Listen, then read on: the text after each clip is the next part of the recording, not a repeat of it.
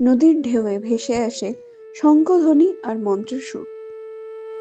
প্রায় 300 থেকে 400 বছর ধরে এখানে পৌষ সংক্রান্তির সময় বসে এক অদ্ভুত মেলা। এই মহাশ্মশানে কেউ আসেন নিজের প্রিয় মানুষের শেষ কার্য করতে, কেউ আসে নিজের জীবনের দুঃখ কষ্ট ভুলে, সকল প্রকার দুঃখ ধুয়ে নতুন জীবন শুরু করার আশায়, একটু শান্তির কথা ভেবে। লোকেরা দূর দূরান্ত থেকে আসে, কারো হাতে ফুল, কারো হাতে প্রদীপ। বিশ্বাস আছে এই মহাশ্মশানে দাহন করলে আত্মা মোক্ষ পায়। তাই শ্মশানের পাশে শুরু হয় পুণ্য স্নান।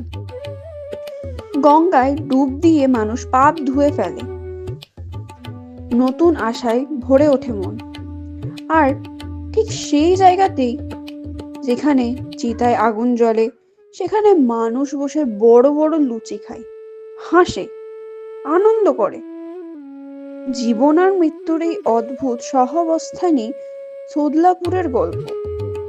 বলা হয় সতী মায়ের আশীর্বাদে এই লুচি খেয়ে মেলে সুস্থতা আর শান্তি। সোদলাপুর তাই শুধু মেলা নয়, এটা শেখায় মৃত্যু থাকলেও জীবন থেমে থাকে না।